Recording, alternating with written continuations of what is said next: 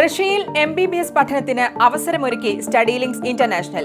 ഇന്ത്യയിൽ നിന്നും ഏറ്റവും അധികം വിദ്യാർത്ഥികൾ MBBS പഠിക്കാൻ ആഗ്രഹം പ്രകടിപ്പിക്കുന്ന രാജ്യമാണ് റഷ്യ. 1970 മുതൽ WHO, WDOSM, ഫെയ്മർ, ECFMG, NMC guide line പിന്തുടർന്ന രാജ്യവും ഇന്ത്യയിൽ ആദ്യമായി വിദേശ MBBS പഠനം കൊണ്ടുവന്ന രാജ്യവും റഷ്യ തന്നെയാണ്. മെഡിക്കൽ രംഗത്ത് ഇന്ന് ലോകത്തിൽ വെച്ച് ഏറ്റവും ബെസ്റ്റ് ഇൻഫ്രാസ്ട്രക്ചർ ഉള്ള രാജ്യമാണ് റഷ്യ. റഷ്യയിലേക്ക് പോകുന്ന ഇന്ത്യൻ വിദ്യാർത്ഥികൾ 100% ഇംഗ്ലീഷ് മീഡിയം കരിക്കുലമാണ് തെരഞ്ഞെടുക്കേണ്ടത്.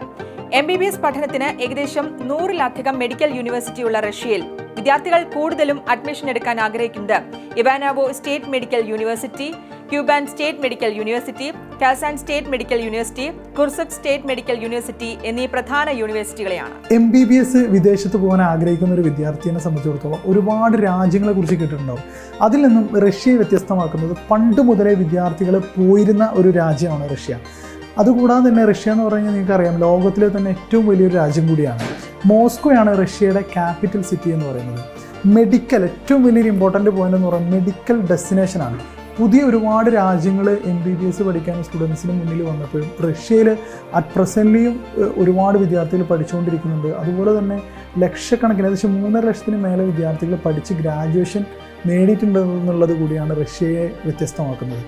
റഷ്യയിൽ ഏകദേശം 100-ൽ പരം ഗവൺമെൻറ് യൂണിവേഴ്സിറ്റികളുണ്ട്.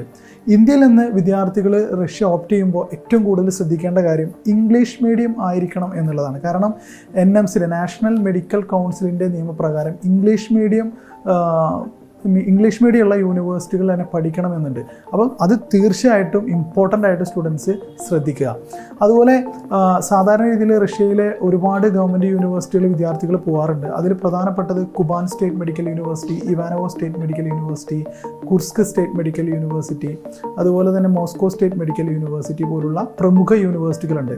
ഇവിടുത്തെ ഒരു അഡ്വാൻറ്റേജ് എന്ന് പറഞ്ഞാൽ ഇപ്പോൾ കുബാൻ പോലുള്ള യൂണിവേഴ്സിറ്റികളാണെങ്കിലും അല്ലെങ്കിൽ ഇവാനോവയിലൊക്കെ ആണെന്നുണ്ടെങ്കിൽ ക്ലിനിക്കൽ ഭയങ്കര അഡ്വാൻറ്റേജ് ആണ്. ഏകദേശം 100-ൽ പരം ഹോസ്പിറ്റൽസ് ഉണ്ട് ഇവർക്ക്. അതായത് ഗവൺമെൻറ് യൂണിവേഴ്സിറ്റി ആയതുകൊണ്ട് തന്നെ ഗവൺമെൻറ് ഹോസ്പിറ്റൽ തന്നെയാണ് ഇവർ ക്ലിനിക്കൽ കാര്യങ്ങളെല്ലാം വരുന്നത്. ഇപ്പോൾ നമ്മൾ സ്റ്റുഡൻസ് ഒരുപാട് പേര് ചോദിക്കാറുണ്ട്, അവിടെ ഡെഡ് ബോഡി കടാവർ പ്രോപ്പറായിട്ട് കിട്ടുമോ, അല്ലെങ്കിൽ ഡമ്മി സ്റ്റഡീസ് ആണോ? അങ്ങനെ വരുന്നില്ല. ഡമ്മിയും ഇവർ പഠിപ്പിക്കുന്നുണ്ട്, അതുപോലെ തന്നെ കടാവറും ഇവർക്ക് എന്ത് ചെയ്യുന്നുണ്ട്, ക്ലിനിക്കലിന് വേണ്ടി പഠിക്കുന്നുണ്ട്. അതുപോലെ ഇവരുടെ ഗവൺമെൻറ് ഹോസ്പിറ്റൽസിൽ ലാസ്റ്റ് 3 ഇയർ ഫുൾ ക്ലിനിക്കൽ എന്നുള്ള രീതിയിലാണ് റഷ്യൻ എഡ്യൂക്കേഷൻ സിസ്റ്റം വരുന്നത്. സ്റ്റഡി ലിങ്ക്സ് ഇന്റർനാഷണലിലെ ഒരുപാട് വിദ്യാർത്ഥികൾ ഈ വർഷങ്ങളിലായിട്ട് പഠിച്ചിറങ്ങുന്നുണ്ട്. ഏകദേശം ഒരു 20 ലക്ഷം രൂപയൊക്കെ ഉണ്ടെങ്കിൽ ഡോക്ടറായിട്ട് വരാൻ പറ്റുന്ന ഒരു അറ്റ്മോസ്ഫിയർ റഷ്യയിലുണ്ട്. അതുപോലെ നമ്മുടെ സർവീസിനെ കുറിച്ച് പറയുകയാണെങ്കിൽ നിങ്ങൾ അഡ്മിഷൻ പ്രൊസീജിയർ മുതൽ നിങ്ങൾ പഠിച്ച് ഡോക്ടറാവുന്നവരെ സ്റ്റഡി ലിങ്ക്സ് കൂടെ തന്നെ ഉണ്ടാവും.